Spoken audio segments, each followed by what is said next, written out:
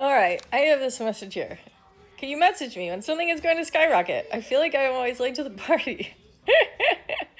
Now, I'm going to give you guys some stories. Okay, I'm going to use NAK, and I'm going to use Humacyte as an example. Now, we would all be considered retail investors, okay? And with us retail investors, I guess I learned this lesson through Humacyte, okay? Humacyte had this saying, we were all waiting, okay? All these people on X, fucking everybody last August, or was it July or August? We were waiting exactly for the 6-month review date because Humacyte handed in their application for their bioengineered veins or Symvess, and then exactly 6 months later, because the FDA was like, okay, we're going to give you guys an early, they do these things. It's either 6 or 10 months. Not anymore, though. Not anymore with Marty McParty and Kennedy, but back with fucking Roger, whoever our last FDA dude was, that asshole. So if everyone's sitting there waiting, and we all think that Humacyte's going to get this gigantic approval, and it's going to be right on time, and the stock was going to shoot, and we would all be fucking millionaires, okay? I'll just tell you guys right now that shit never happens like that. Because then the FDA assholes, they just said nothing. They just didn't even tell Humacyte anything.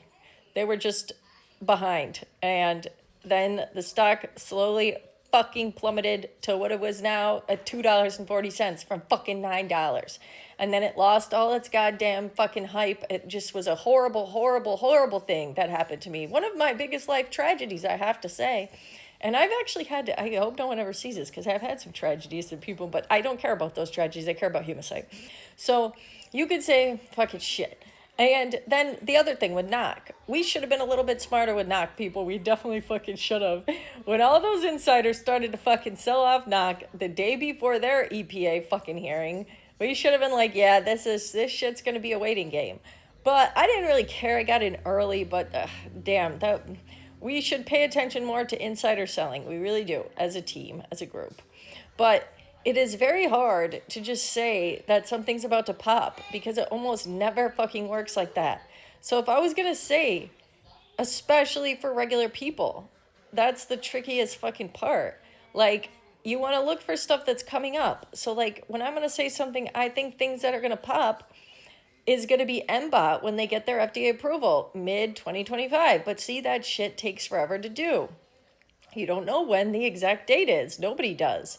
So I just sit on a lot of these biotech pops. Like, that's what tends to the skyrocket. You see it with biotech, right? But you just have to wait for months, years. Sometimes it can be years, really, where you're holding a biotech, waiting for it to get its approval, waiting for the data to come out good. Like, it just takes forever. And that's how it is. It's a matter of watching shit, stocking up when it's low, getting as many shares as you can when something you love is low, having conviction in your shit. Like Peter Beck, Rocketlab. I think that Rocketlab could definitely shoot. It's just, god damn, he's going to be crazy when he launches a Neutron rocket. And then another comment asked me, when is the launch date? We don't know when the exact launch date is. We can get close to it. And as we get close to it, oh my god, that's going to be the most nervous time of my life.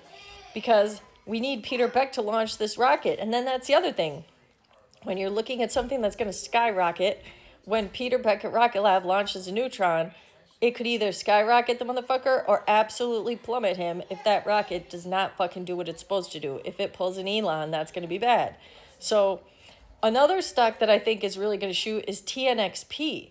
Because TNXP, they're supposed to be getting their approval for their non-opioid fibromyalgia drug. This is going to be the first non-opioid medication or whatever that's been approved in the past 20 years.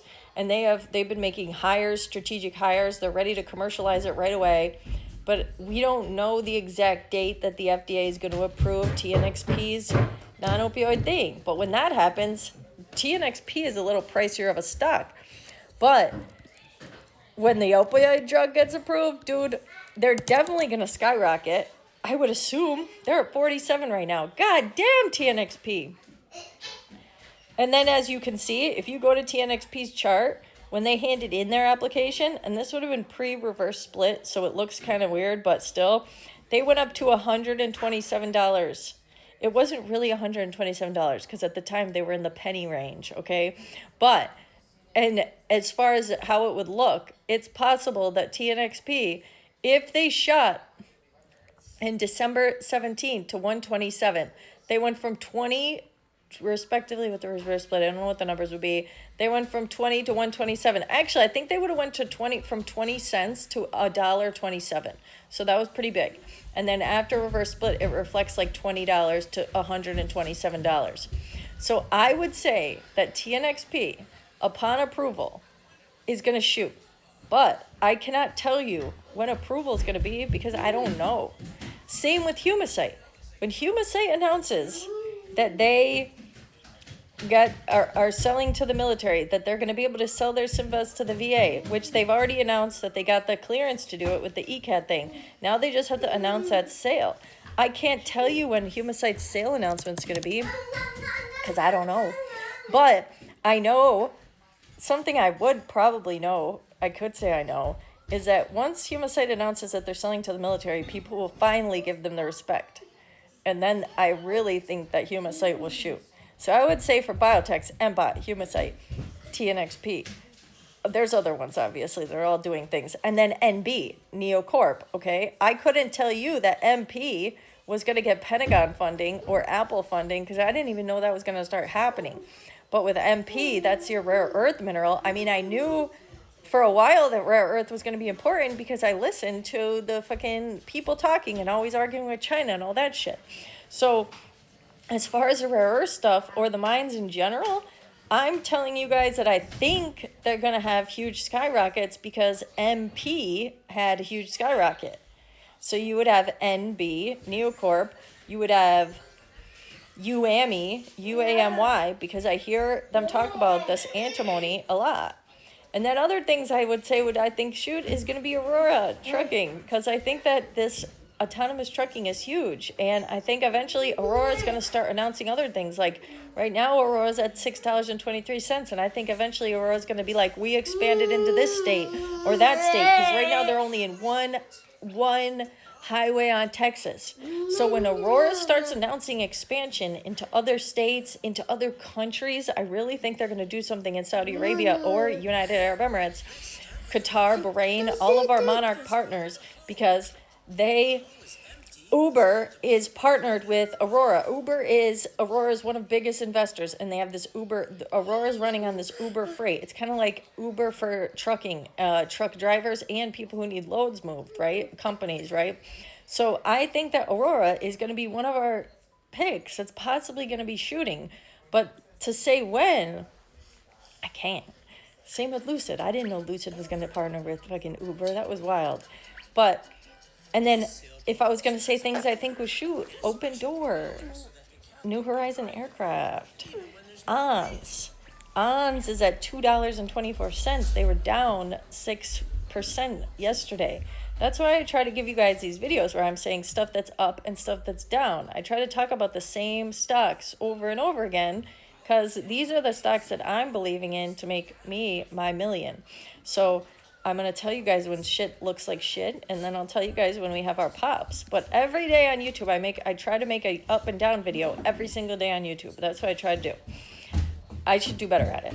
I'd like to make a course where I'm telling you guys what my strategy is here, but really my strategy is just researching companies, using all my time to research companies, and then you guys send me stuff too, which is nice. You guys, a lot of you will send me articles and whatnot, and then I use that shit, right?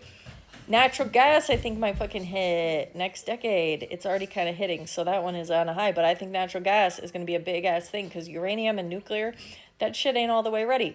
Same with UAVS, this AG Eagle Area Systems. That was up 37%. I mean, I talk about drones all the time. I didn't think UAVS was going to pop as much, though.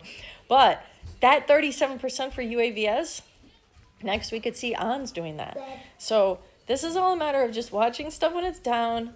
And also, I do a lot of averaging out.